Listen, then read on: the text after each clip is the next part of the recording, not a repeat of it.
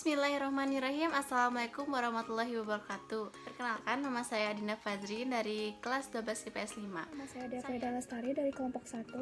Nama saya Riza Prawira Riyadi dari kelas 12 IPS 5. Saya Muhammad Fasarawan dari kelompok 1. Di sini saya akan menjelaskan tentang latar belakang Perang Dingin. Perang Dingin merupakan ketegangan dan kompetensi antara Amerika blok Barat dan Uni Soviet blok Timur.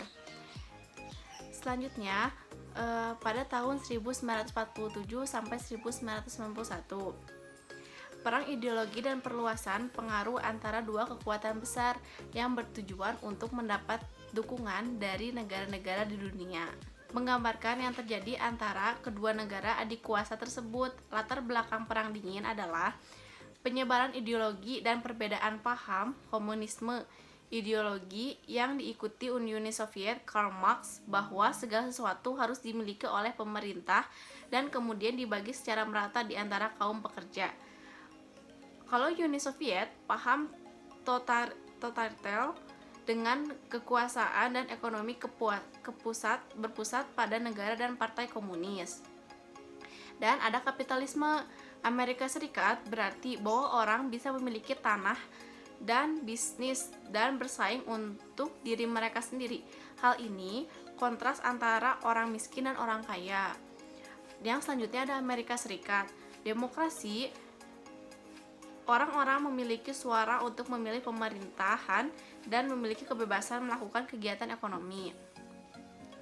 Dan selanjutnya ada poin-poin yang bisa saya baca.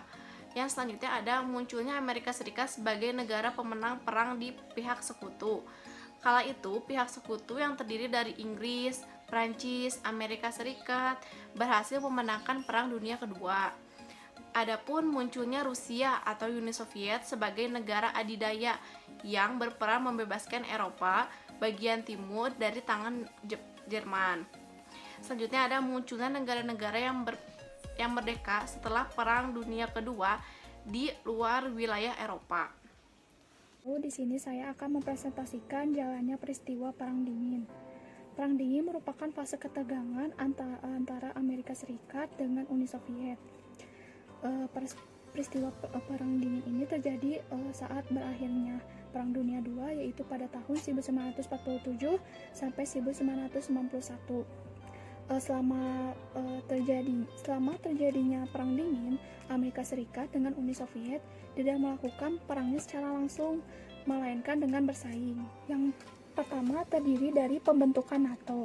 Tujuannya dibentuk NATO adalah untuk membendung pengaruh komunis yang sebagian besar berada di Eropa maupun di dunia. Yang kedua, pembentukan Pakta ANZUS yang terdiri dari pertahanan negara-negara seperti negara Amerika Serikat, Australia, dan Selandia Baru. Yang ketiga, pembentukan SEATO. SEATO merupakan kerjasama pertahanan antara negara-negara yang berada di kawasan Asia Tenggara dengan Amerika Serikat. Menandingi Amerika Serikat, Uni Soviet juga membentuk Pakta Warsawa.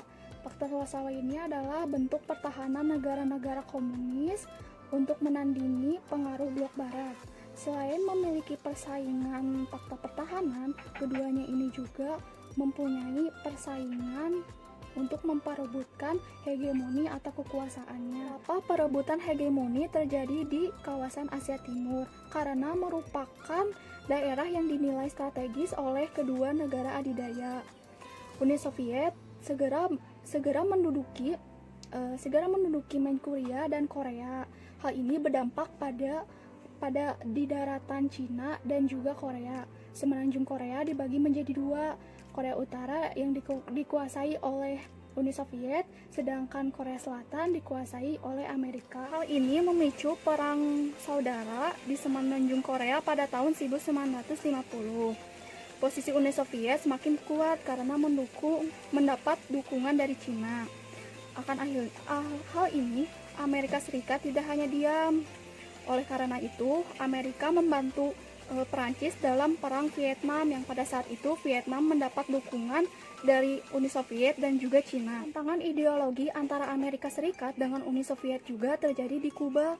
Pada saat itu Presiden Kuba mendirikan negara komunis.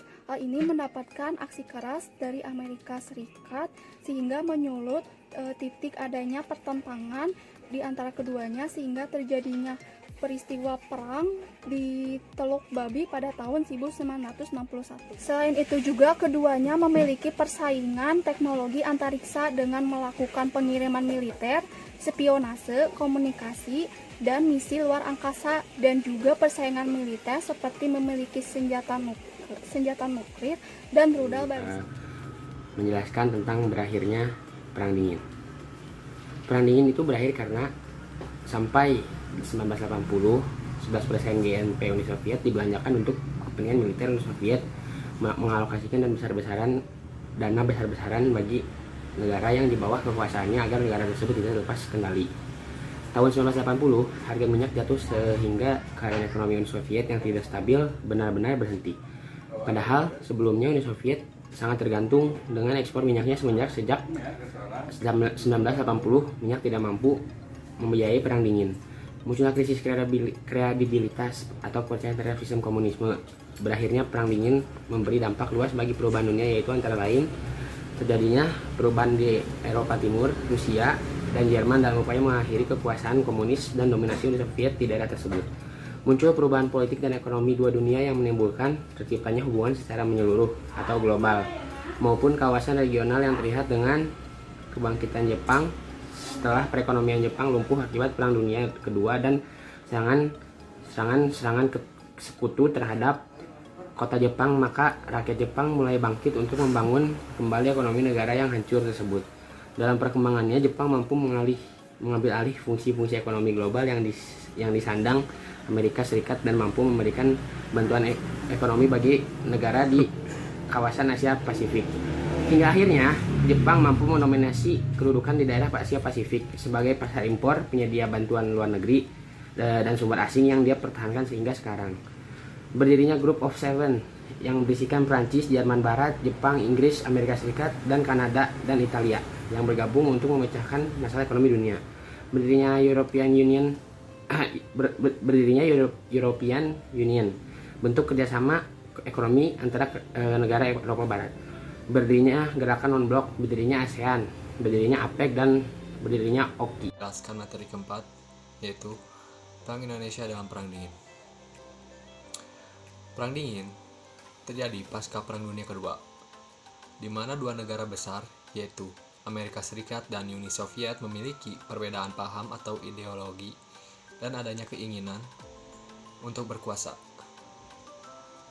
Banyak dari negara-negara berkembang di Afrika, Asia, bahkan Amerika Latin yang menolak dorongan untuk memihak pada salah satu blok yang berseteru tersebut. Begitupun di Indonesia. Adapun keterlibatan Indonesia dalam perang bisa dilihat dari 4 peran penting, diantaranya Konferensi Asia Afrika, Gerakan Non-Blok, pengiriman pasukan Garuda, dan Deklarasi Juanda. Yang pertama yaitu ada Konferensi Asia Afrika. Konferensi ini diawali dengan dilaksanakannya Konferensi Kolombo dan bertujuan untuk meredakan ketegangan dan perdamaian dunia pasca Perang Dingin. Indonesia mengupayakan adanya konferensi seluruh Asia Afrika di New Delhi yang persiapannya diadakan di Bogor pada 28-31 Desember. Yang kedua ada Gerakan Non-Blok. Gerakan Non-Blok adalah salah satu tindakan yang tidak memihak antara salah satu blok yang ada di dunia. Sebenarnya gerakan ini bertujuan untuk mengatasi ketegangan dunia dari peperangan dan Indonesia sebagai negara kesatuan. Ada pengiriman pasukan Garuda. Misi Garuda tidak terlepas dari terbentuknya United Nations Peacekeeping Operation atau misi pemeliharaan perdamaian PBB. Hal tersebut merupakan salah satu bentuk komitmen Indonesia dalam melaksanakan misi pemeliharaan perdamaian PBB. Pasukan ini terdiri dari Tentara Nasional Indonesia atau TNI yang ditugaskan sebagai pasukan perdamaian di negara lain. Dan yang keempat ada Deklarasi Juanda. Deklarasi Juanda menyatakan kepada dunia bahwa Laut Indonesia adalah termasuk laut sekitar, di antara dan di dalam Kepulauan Indonesia menjadi satu kesatuan wilayah NKRI. Sebelum Deklarasi Juanda, wilayah Indonesia mengacu pada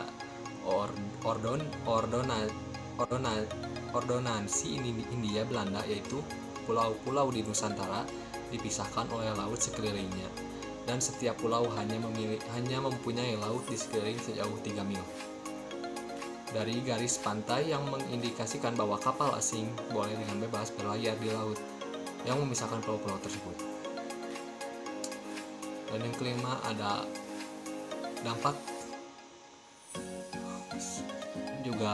dampak perang dingin bagi Indonesia. Meluasnya peperangan yang melibatkan blok barat dan blok timur dan sekutu-sekutunya tentu memiliki dampak bagi dunia, termasuk Indonesia. Lalu dampak apa saja yang dirasakan Indonesia atas terjadinya perang dingin? Yang pertama ada penerapan demokrasi terpemimpin pada tahun 1960. Pada saat itu, pemerintah mengarahkan pandangan politiknya ke negara yang berhaluan komunis. Dan yang kedua ada pendirian poros Jakarta, Hanoi, Pyongyang, Phnom Penh yang terbentuk akibat kedekatan Indonesia dengan negara blok timur. Yang ketiga ada kebijakan ekonomi Indonesia cenderung terlihat mengarah pada kolonialisme dan imperialisme. Yang keempat ada munculnya reformasi karena berakhirnya pemerintahan Orde Baru. Dan yang terakhir ada terjadinya krisis moneter karena ketergantungan Indonesia terhadap modal asing sangat tinggi dan terlalu bergantung kepada barang impor. Dari saya, mohon maaf bila ada kesalahan. Assalamualaikum warahmatullahi wabarakatuh. Assalamualaikum warahmatullahi wabarakatuh. Assalamualaikum warahmatullahi wabarakatuh.